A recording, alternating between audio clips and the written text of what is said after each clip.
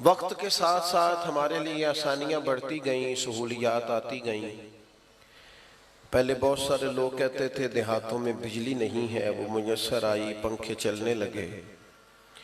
अब तो किसी वक्त बंद होती है तो लोग जनरेटर का बंदोबस्त कर लेते हैं, फिर उसकी जगह पे एसी ने ले ली। ठंडा तरीन कमरा, आंख है कि खुलने का नाम नहीं लेती, वजूद है कि वो करवट बदलने को तैयार नहीं होता।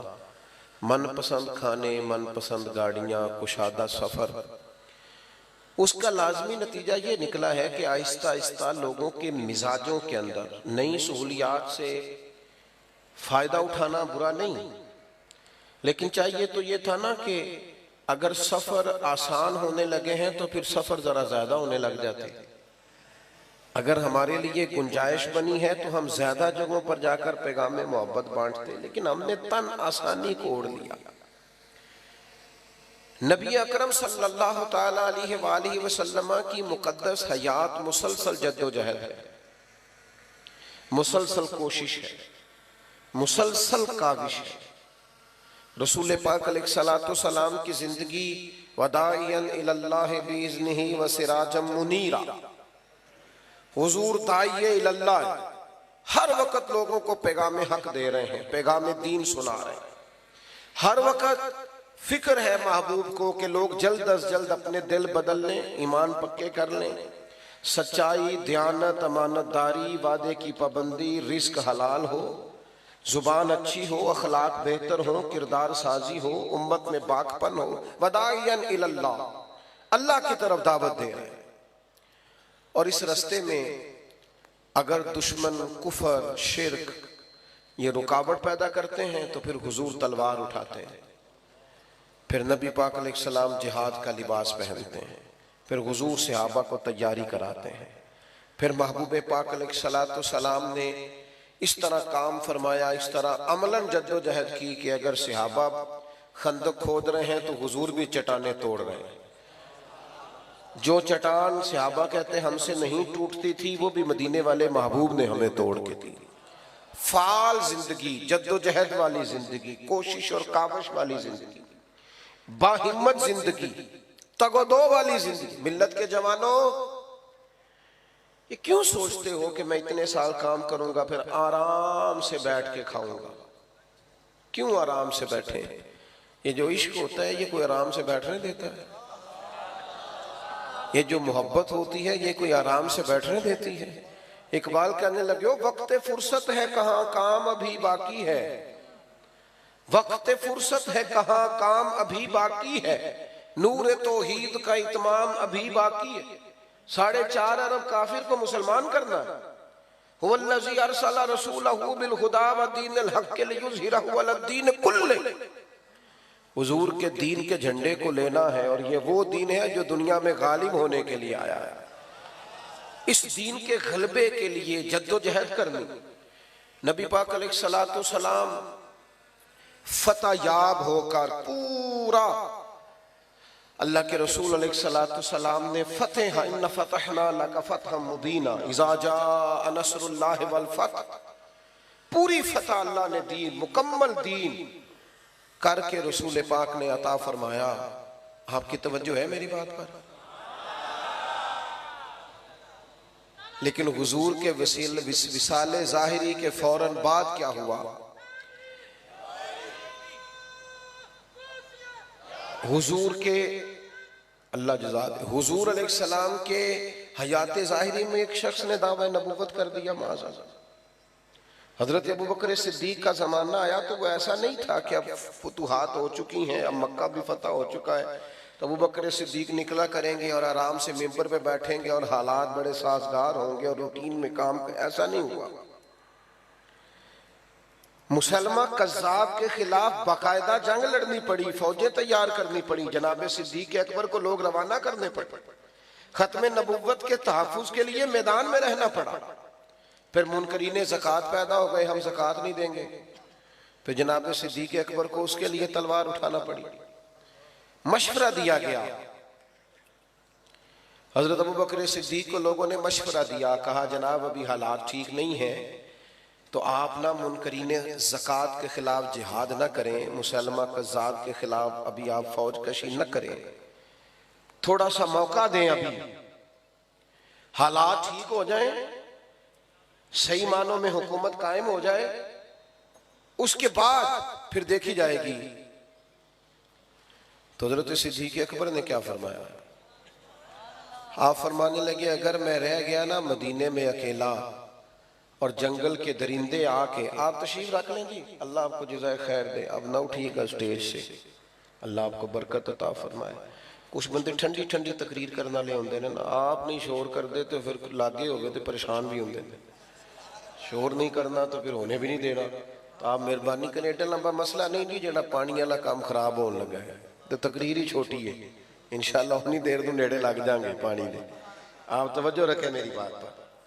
तो जो अर्ज कर रहा हूँ उस पर गौर करें कि आप हजरत अबू बकर सिद्दीक रज़ी अल्लाह तआला उन्होंने कोई बिल्कुल आराम से हुकूमत नहीं चलाई, बल्कि आप फरमाने लगे, अगर मैं मदीने में अकेला रह गया और जंगल के दरिंदे आके मेरी बोटियां भी नोच के ले गए, तो फिर भी मैं दीन को उन्हीं बुनियादों पे कायम रखूंगा जो उसूल मदीने वाले रसूल ने अता फरमाया। हम किसी को रखना साजी नहीं करने देंगे, अमलन जद्दोजहद। और जनाब उमर का जो दौर था, ओए होए होए, कम मिलेंगे आपको ऐसे लोग जो दिन भर मजदूरियां करते, मजदूरों की तरह जनाब उमर काम करते। उनकी दोपहर किस तरह की थी?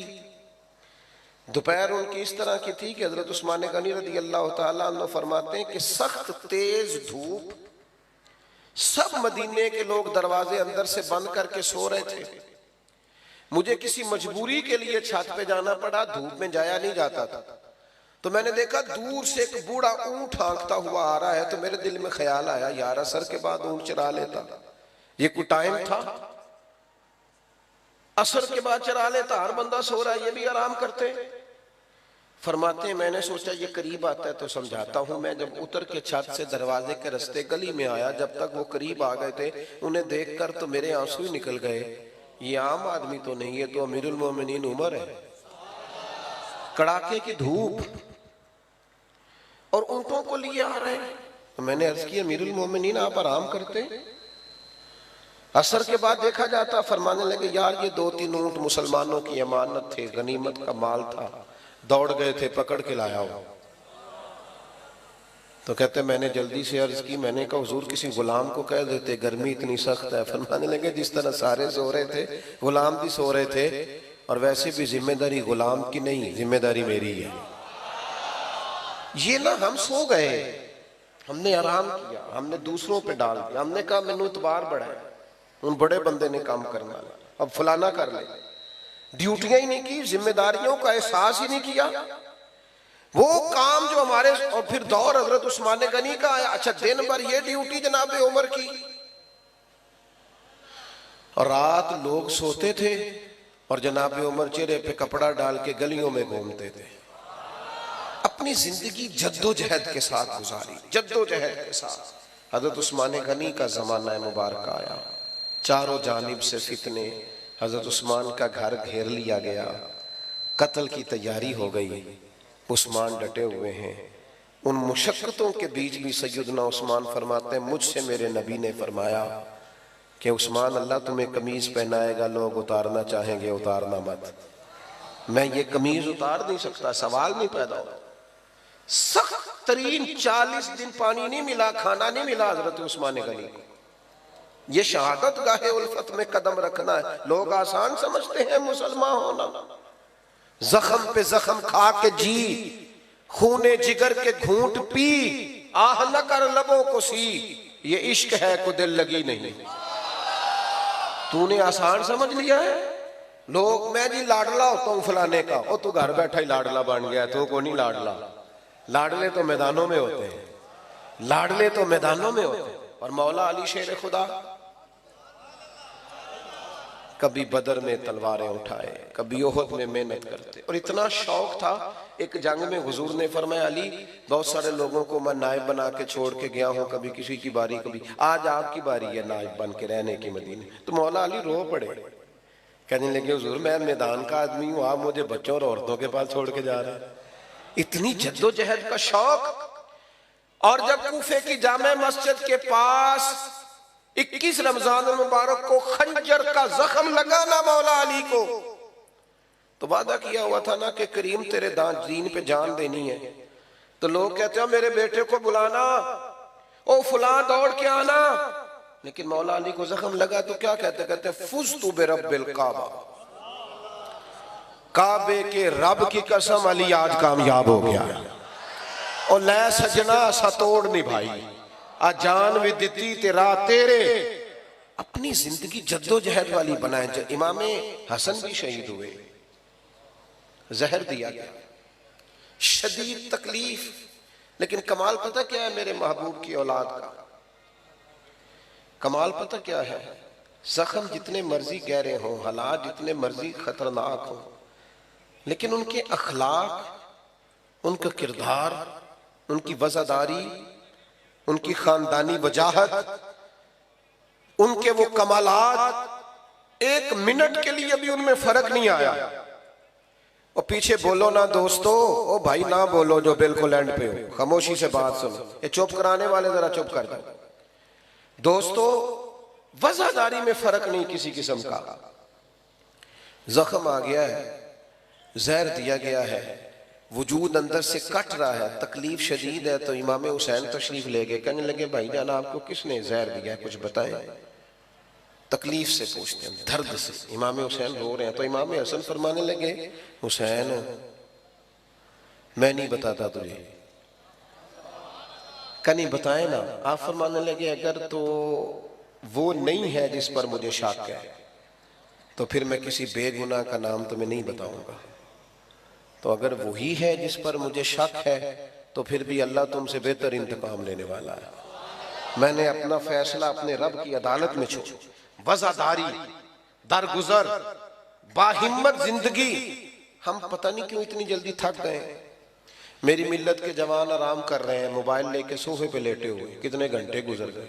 अब्बा जी का पानी का गिलास मांगते हैं तो भी उनका दिल करता है कोई और ही दे दे, क्योंकि वो तो बड़े महब है।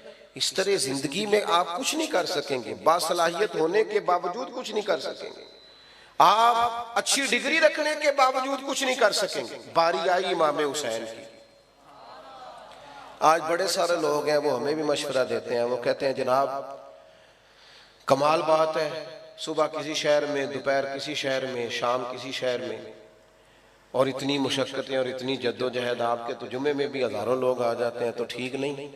मैंने उनसे कहा यार कुछ मजे भी होते हैं ना तकलीफ के। अदम से लाई है हस्ती में आरज़ूए रसूल, देखो ना कहाँ कहाँ लिए फिरती है जुस्तजूए रसूल। ये भी तो एक जायका है ना, कभी उसके नाम पे कुछ मुशक्कत भी तो आया ना, कभी इंसान को महसूस भी तो होगा। फिर लोग कहते हैं सियासत की बात ना करें, सीधे सीधे रहें। ओहो हो, सियासत की बात करने से लोग समझते हैं मौजूदा सियासत के जो हालात हैं, इस दौर में सियासत में मुलव्वस होने के हम कायल नहीं, पर सियासत का पता पूरा है, क्योंकि सियासत दीन से अलग है कोई नहीं। जुदा हो दीन सियासत से तो रह जाती है जंगेजी। इमाम अली मकाम को भी मशवरा दिया गया कि मस्जिद नबवी शरीफ आपके पास है, महबूब के मुकद्दस रोजा आपके पास है, आप यहाँ तशरीफ रखें, आप यहाँ बैठे। लेकिन इमाम अली मकाम ने फरमाया दीन की हुदूद पामाल होती हो और मैं बैठा रहूं। पहले सफर की मुशक्कत, फिर वतन छोड़ना पड़ा, फिर इमाम अली मकाम को खाना और पानी बंद कर दिया गया। फिर इमाम हुसैन रज़ी अल्लाह ताला अन्हु के सामने उनके शहजादे शहीद हुए। हमारे यहाँ गरीब आदमी कमजोरों की तरह रोता है, हम रो के अपने आप को बुज़दिल बना लेते हैं। हम जो बात करते हैं मिन्नत के अंदाज में करते हैं। कमजोर नहीं कर देती औलाद आदमी को। इंसान बड़ी जगह पे अपने बच्चों के नाम पर ब्लैकमेल नहीं हो जाता, लेकिन अपने बच्चों की मुकद्दस लाशों को उठा के खेमे में रख के सैयदा के बेटे ने इमामा बांधा, तलवार लहराई, घोड़े पे बैठे अल्लाह अकबर का नारा लगाया और मैदान में आकर खुतबा दिया।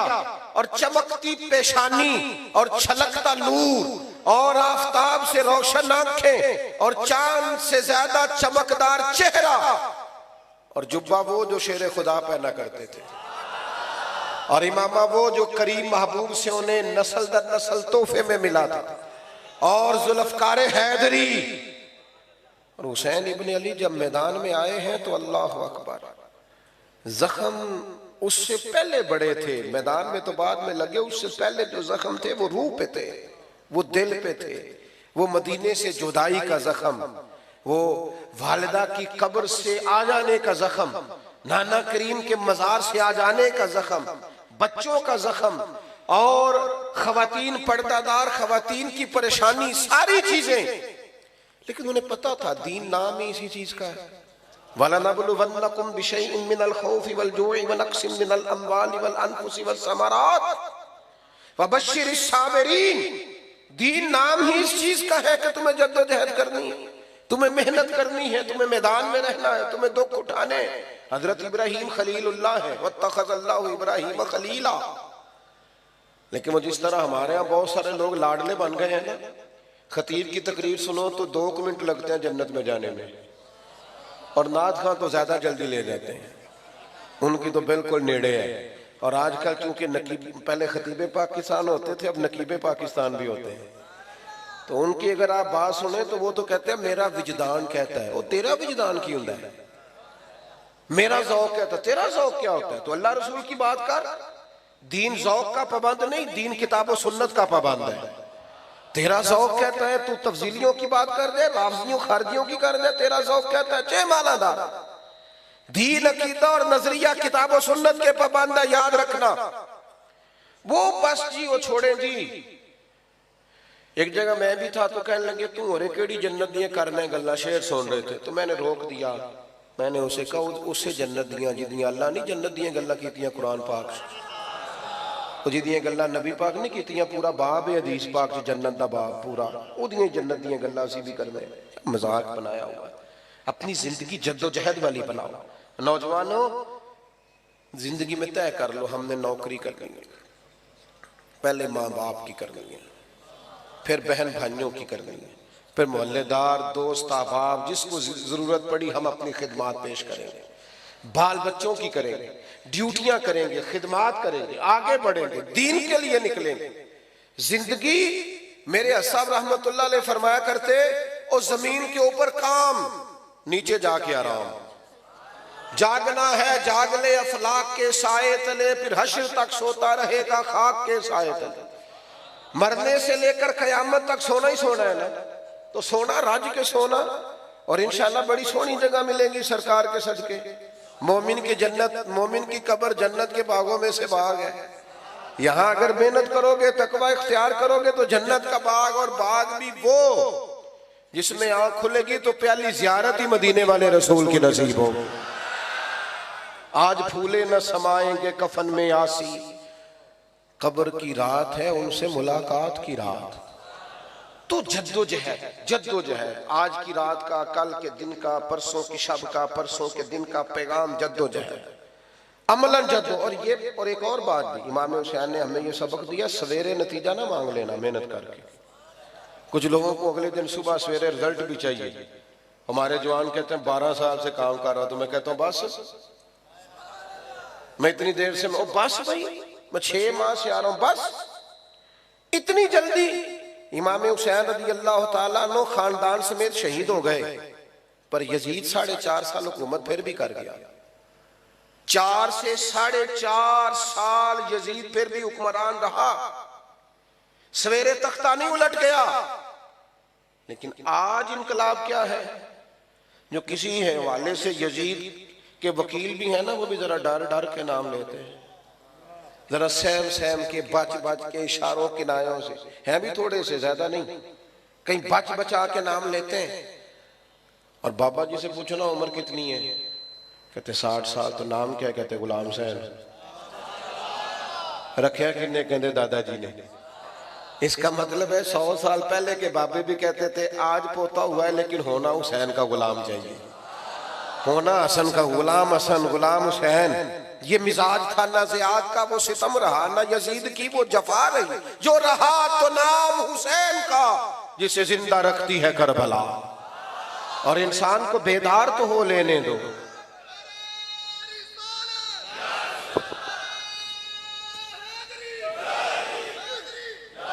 इस महफिल का पैगाम जवानों, ये पसीने से घबराना छोड़ दो। ये अच्छा, मैं परेशान हो जाता हूँ। पहले डॉक्टर लोगों से कहते थे आराम करो, अब जो भी जाता है कहते हैं कोई काम करो। हाँ हाँ, कहते हैं कोई काम करो, सवेरे सैर किया करो, कोई सीढ़ियाँ चढ़ा करो, कोई तुम्हारा वजूद हल्का हो। सबसे मेरा एक दोस्त है लाहौर में, बड़ा प्यार है, बड़ा प्यार है, तो सेहत बहुत ज्यादा है, वजूद बहुत ज्यादा फूल गया है। तो कहते मैं डॉक्टर के पास गया, बड़ी ज्यादा फीस थी उसकी, तो मैंने उससे जाते ही कहा कि ये मेरा मसला है, सांस फूलता है, तबीयत खराब रहती है। तो कहते डॉक्टर मुझे कहने लगा वजन कम करो। कहते मैनू आख्या तो मैनू घर भी पता सी, हाँ वो पैसे किस चीज के दिए हैं, ये तो मुझे पता था घर में। मसला क्या है? तो कहते डॉक्टर साहब फिर मुझे कहने लगे जे घर पता सी तो फिर अमल करो। अमल करना दुनिया में सबसे मुश्किल, जद्दोजहद करें, अमल करें, अपनी जिंदगी अमल वाली बनाए, मेहनत, कोशिश, हिम्मत, ताकत। मेरी वालदा साहबा को घर में 7 बहनें और 3 उनकी बहुएं। वो जी आप छोड़ दें काम, अब हम करते हैं। तो मेरी अम्मा जी कहती ना भाई अद्यो है, मैं अपना काम है वाला मैं आप करना है। तो एक दिन घर वालों ने उनसे कहा कि क्या आपको काम पसंद नहीं आता? कहने लगी नहीं, मेरा फलसफा ये है कि जो बैठ गया फिर वो बैठ ही गया। जब तक जिंदगी है बंदे को बैठना, हिम्मत करे। आज की इस बज़म का पैगाम ये है कि अपने अंदर ताकत। इकबाल के बेटे ने खत लिखा था इकबाल को, कहा था मैं किसी से थोड़े पैसे उधार ले लूं। तो इकबाल ने जवाब लिखा, कहने लगे दियारे इश्क में अपना मकाम पैदा कर, तू नया जमाना नए सुबह शाम पैदा कर। और तू कहता मैं किसी का सहारा लेके आगे जाऊं? दियार इश्क में अपना मकाम पैदा कर, मिल्लत के जवान बाहिम्मत बन, छोड़ दे अमीरों की तरफ देखना, अमीर रिश्तेदारों की तरफ देखना। तू निकल मैदान में। जो मैदान में निकलता मेरा रब उसकी मदद फरमाता है, अल्लाह उसे अता करता है। तू रब करीम से मांग, वो इतना देगा कि गरीबी का दुख निकल जाए। इकबाल कहने लगे दियारे इश्क में अपना मकाम पैदा कर, तू नया जमाना और नए सुबह शाम पैदा कर। पुत्र मेरा तरीक अमीरी नहीं फकीरी है, खुदी ना बेच गरीबी में नाम पैदा कर। तू गरीबी में नाम पैदा कर, गरीबी में नाम पैदा कर। जो आयत मैंने पढ़ी उसको भी थोड़ा समझ लें। कुछ चीजें शरीयत में दर्जा रखती हैं, कुछ मुबाह है सिर्फ जायज, कुछ मुस्तहब है कर लो सवाब है, ना करो तो गुनाह नहीं, कुछ सुन्नत है, फिर सुन्नत में दर्जात हैं, कुछ सुनन ज़वायदा है, कुछ मुअक्कदा है, उनकी आगे अक़साम है। कुछ चीजें वाजिब हैं और सबसे बड़ा दर्जा है फर्ज का। आपकी तवज्जो है मेरी बात पर? सबसे बड़ा फर्ज, फराइज, फर्ज है। अल्लाह ताला ने कुरान मजीद में फरमाया कुल ला असअलुकुम अलैहि अजरा, महबूब गुलामों से फरमा दे मैं तबलीग दीन पर तुमसे कोई अजर नहीं मांगता, इल्लल मवद्दत फिल कुर्बा, बस मेरे अजान सुने।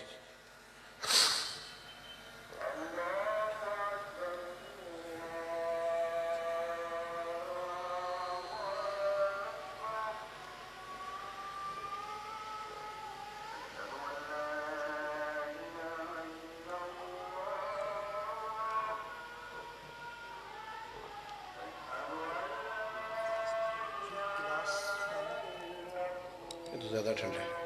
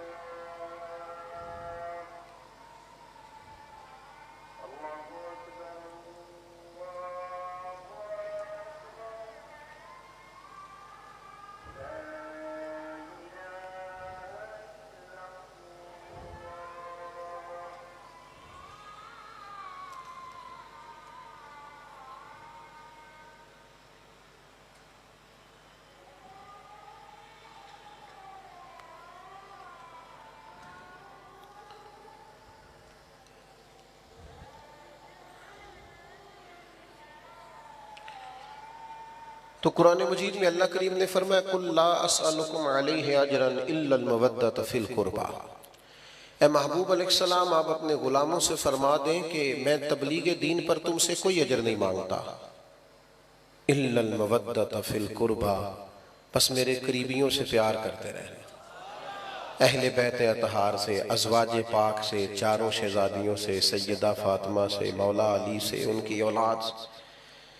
मैं आपको अर्ज कर रहा था कि दीन में दराजात हैं। सदरुल्लाह फादल सैयद नईमुद्दीन साहब मुरादाबादी फरमाते हैं कि ये जो हुजूर की औलाद की मोहब्बत है ना, इधर देखना मेरी तरफ, फरमाते हैं ये जो हुजूर की औलाद पाक की मोहब्बत है ये फराइज दीन में से है, ये फर्ज ऐन है, फर्ज ऐन।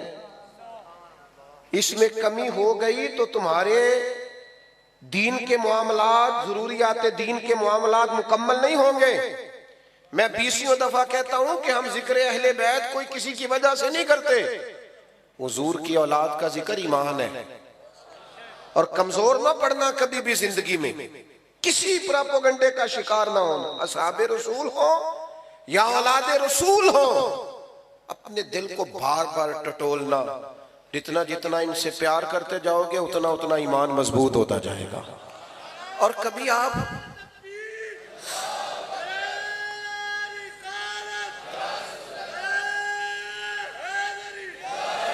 कभी हुजूर का वो समझाना देखे ना, सरकार का वो समझाना देखे ना, हुजूर ने किस तरह, जो बहुत बाशऊर आदमी है ना, जो चाहता है ना मैं बड़े अकले दलाइल से समझना चाहता हूँ, मैं शऊरी बात समझना चाहता हूँ, वो भी हुजूर के इस फरमान पर कभी गौर करे ना, तो वो सारी बातें जिनके पीछे फलसफा, हिकमत, दानाई समझाई जा सकती है, वो 2 जुमलों में हुजूर ने सारी बातें समेट दी।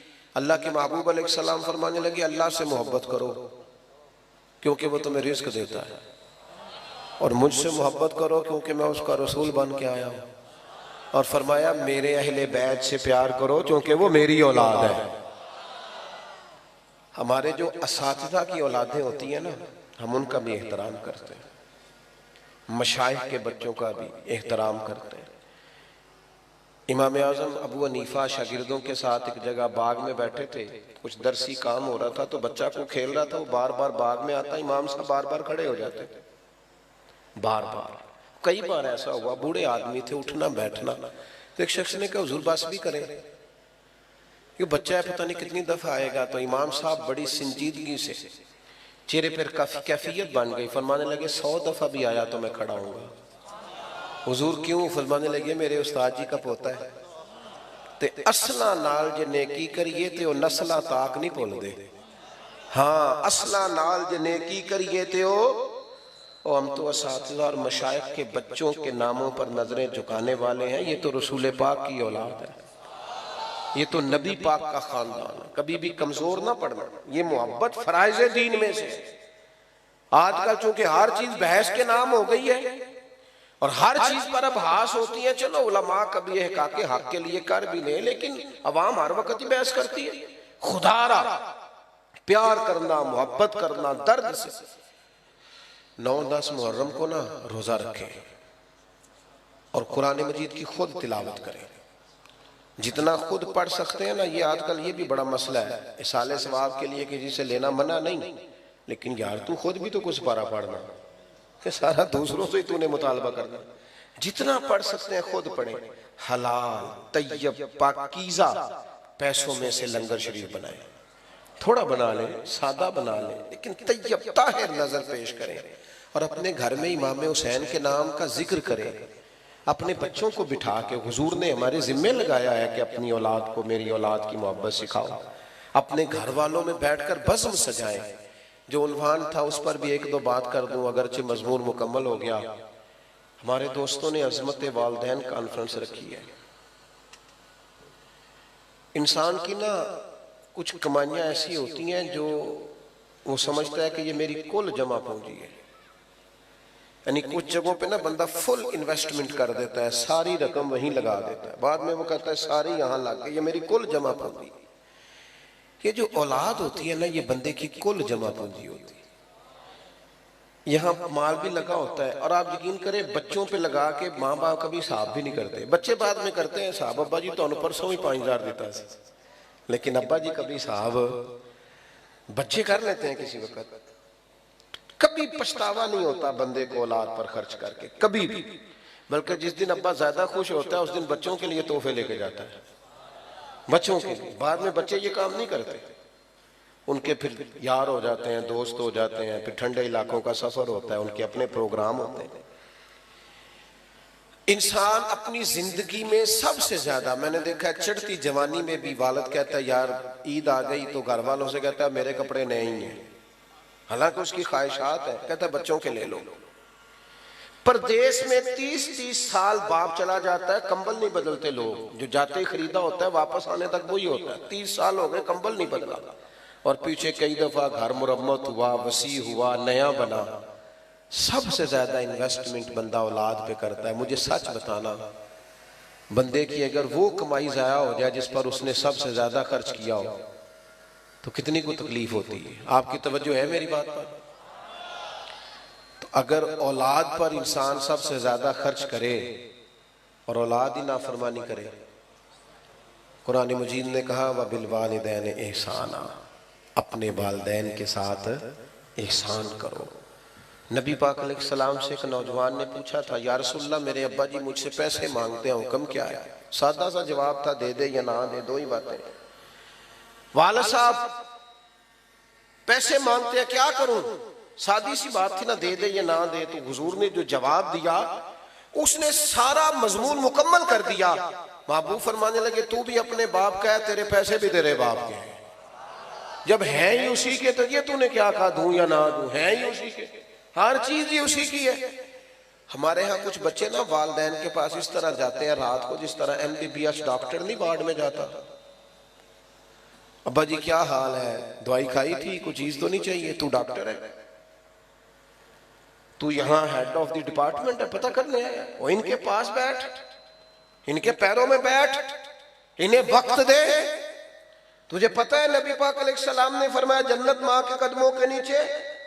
हुजूर ने फरमाया जिसका बाप राजी उसका अल्लाह राजी, जिसका बाप नाराज उसका रब नाराज।